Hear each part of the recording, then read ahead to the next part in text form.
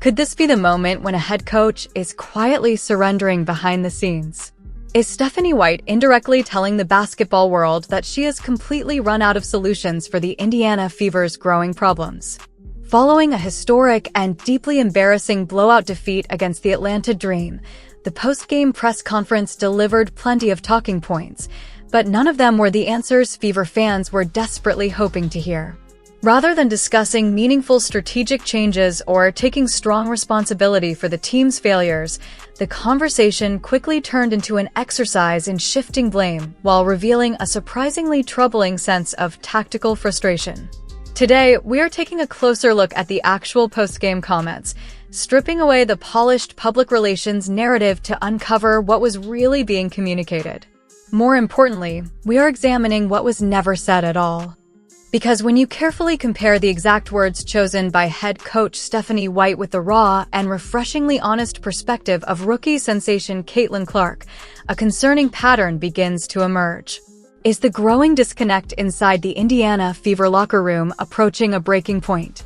And are the Fever continuing to squander Caitlin Clark's record-setting performances because the coaching staff simply has no effective answers left? To understand the full picture, we first need to examine the complete anatomy of this collapse. When questioned about the disastrous third quarter that allowed the Atlanta Dream to completely take control of the game, Stephanie White immediately pointed toward one very specific statistical category. Who does think, let's say, if we break down in the third quarter? I think it started with our turnovers. We had 9 turnovers. They had 11 points off of those turnovers. It's hard for us to recover when they get those direct points, and there's no transition defense Take for a those closer look at what that explanation actually reveals.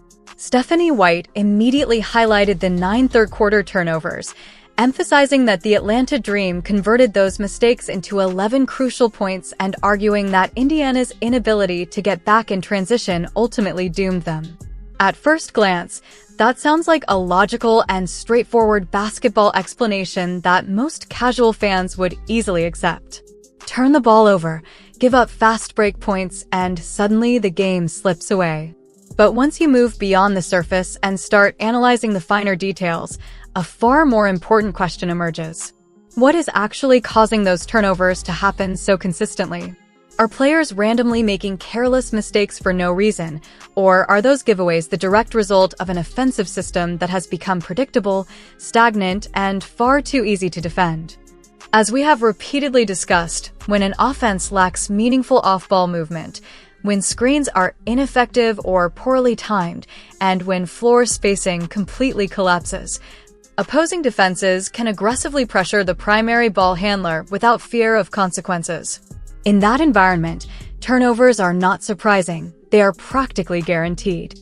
If Caitlin Clark is constantly being forced to squeeze difficult passes through multiple defenders simply to get the offense started, then who truly deserves the blame when possession is lost?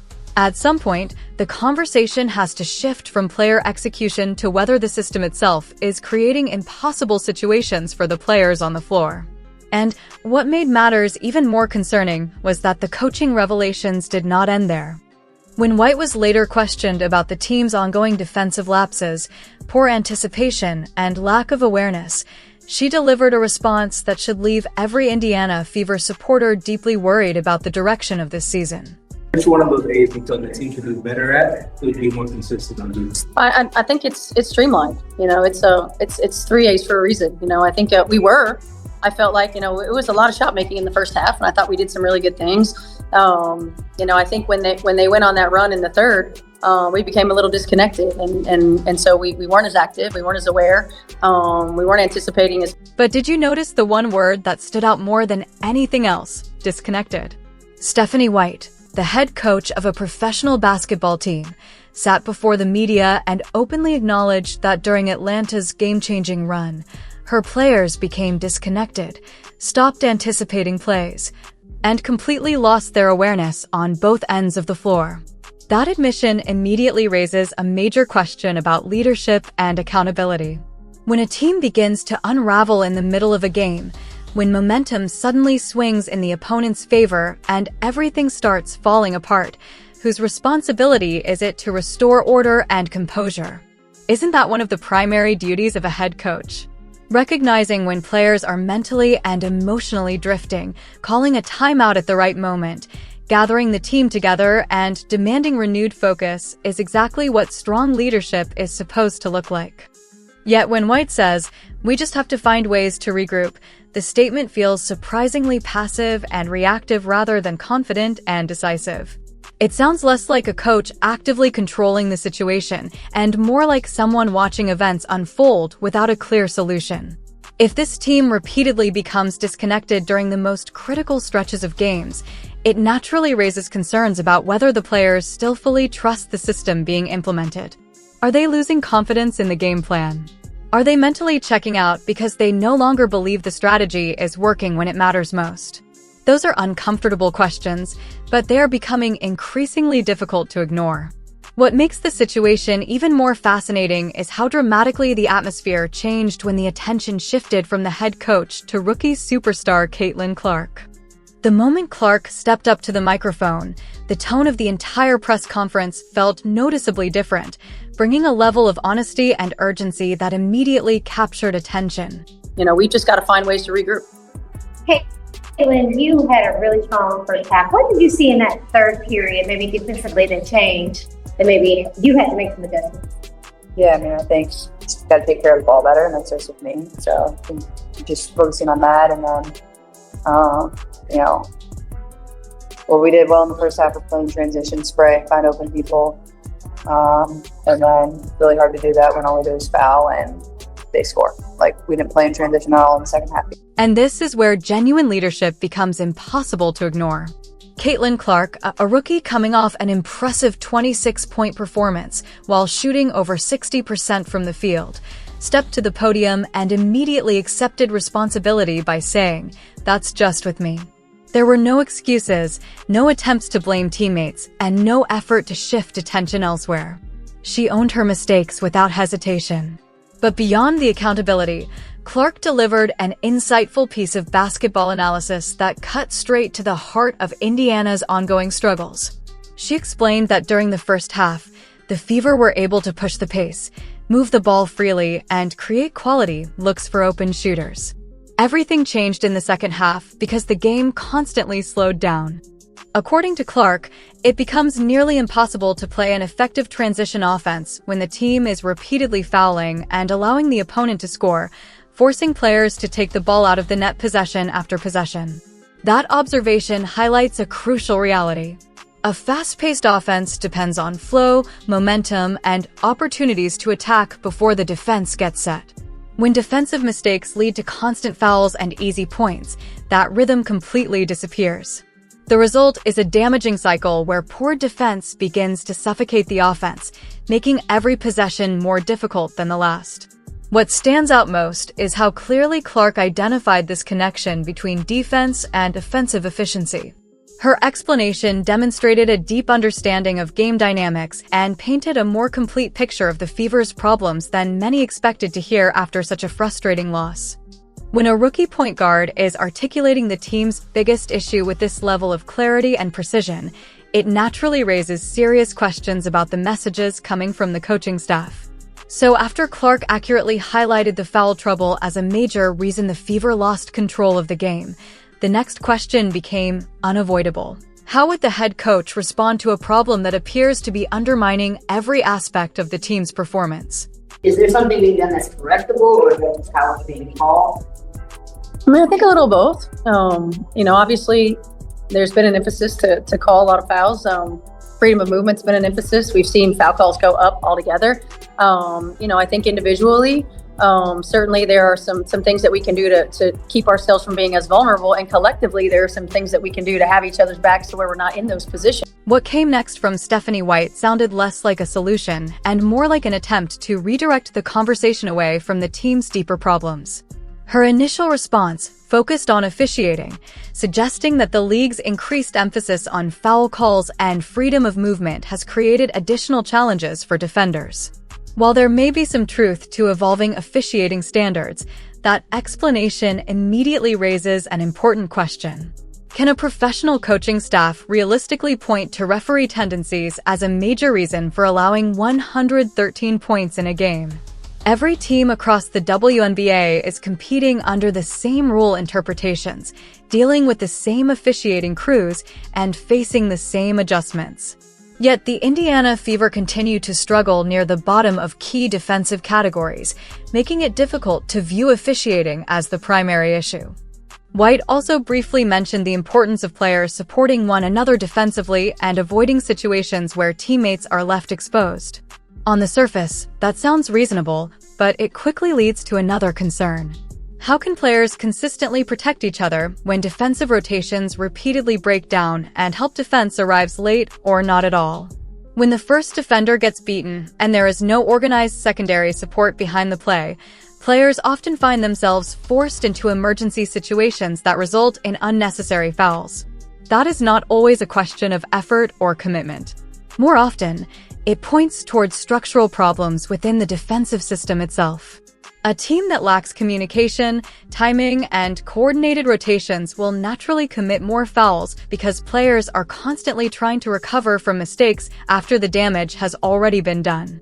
And that brings us to what may have been the most revealing moment of the entire press conference. The conversation reached a critical turning point when a reporter directly asked Stephanie White how the ongoing foul trouble had forced her to adjust or modify her defensive schemes. The response that followed was nothing short of startling and offered perhaps the clearest glimpse yet into the challenges currently facing the Indiana Fever. So it's a combination of things. How has that changed how you kind of scheme defensively, with it being forward that way? Yeah, I mean, there are only so many schemes you can do. So I think for us, it's just being more intentional and having a higher discipline level when we're in those moments. A lot of our fouls are coming because we're not taking care of the point, and then we're getting in rotation or we're behind plays or we're late, and that's where a lot of our fouls are. Now pause for a moment and think about the significance of those words. There are only so many schemes you can do. That single statement may have been the most revealing comment of the entire press conference. To many observers, it sounded less like confidence and more like resignation. It immediately sparked questions about whether Stephanie White was unintentionally signaling that she has exhausted the tactical options available to her. At the highest level of professional basketball, coaching is built on constant adaptation. The game is a never-ending chess match where elite coaches continually make adjustments, alter defensive coverages, introduce new wrinkles, and find creative ways to counter whatever an opponent is doing. The best coaches thrive because they always seem to have another answer waiting when the original plan stops working. Yet White's comments created the impression that the Indiana Fever are reaching the limits of their current approach. She argued that the problem is not the scheme itself, but rather the players' lack of discipline, focus, and execution within that system. In other words, the strategy is not failing, the players are. But that explanation naturally raises a difficult question. If the same issues continue appearing game after game and week after week, at what point does responsibility extend beyond execution and toward the structure of the system itself?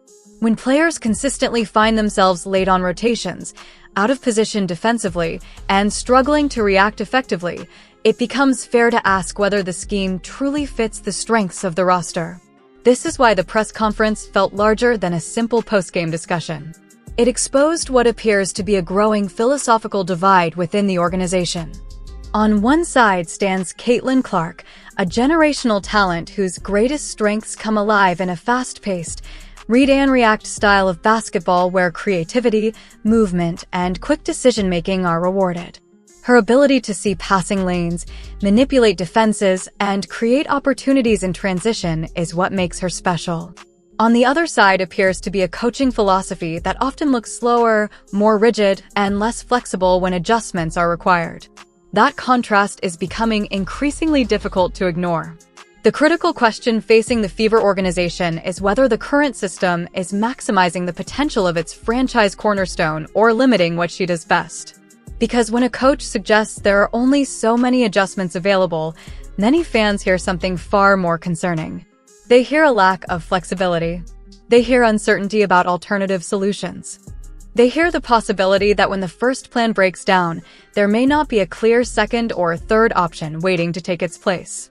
And in a league as competitive and constantly evolving as the WNBA, the ability to adapt is often the difference between building a contender and falling behind the rest of the field.